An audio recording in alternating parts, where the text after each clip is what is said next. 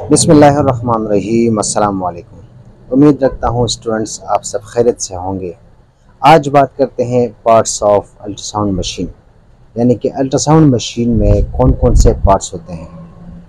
Ultrasound machine के जो basic parts हैं, इसमें एक प्रोब है। प्रोब को ट्रांसड्यूसर भी कहते हैं। प्रोब एक प्रिंसिपल डिवाइस होता है जो कि बॉडी के अंदर वेव्स को ट्रांसमिट करता है, यानी कि भेजता है एंड रिसीव और वापस लेता है।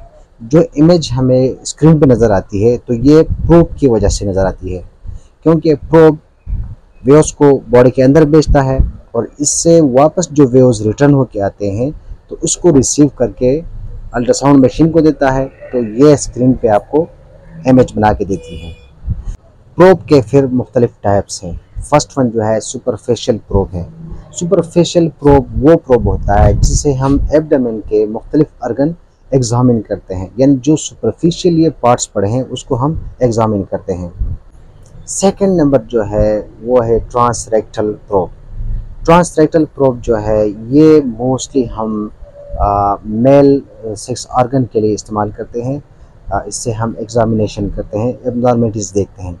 किसी पेशेंट में, मेल पेशेंट में सेक्सुअल ऑर्गन्स में कोई मसला हो तो उसको डिटेक्ट करने के लिए, उसकी तशख़ीस के लिए हम ट्रांसरेक्टल प्रोब यूज़ करते हैं।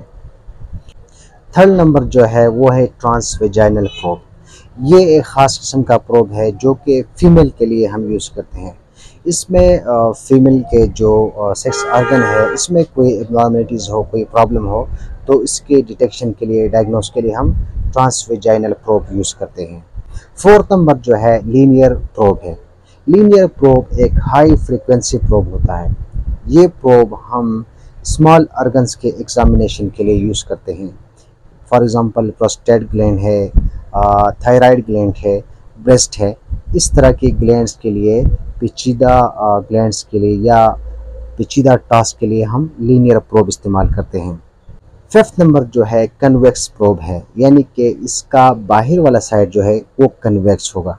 ठीक है, इसका जो रेजोल्यूशन पावर होता है वो कम होता है, लेकिन ये ज़्यादा एरिया को कवर करता है।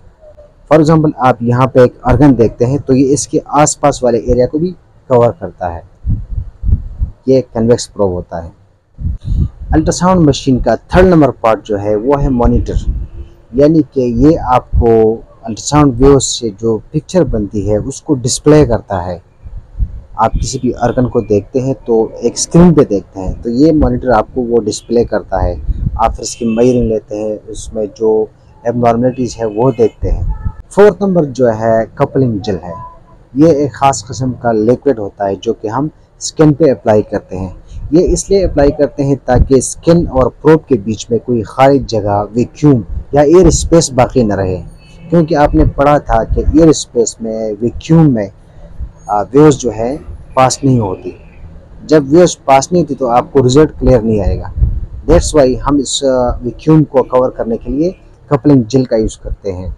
तो इसका मतलब ये है कि इस जेल की वजह से वेव्स इजीली ट्रांसमिट होते हैं बॉडी तक और बॉडी से वापस अल्ट्रासाउंड मशीन तक। ये था आज का टॉपिक। कल इंशाल्लाह फिर मिलते हैं। अल्लाह हाफिज़।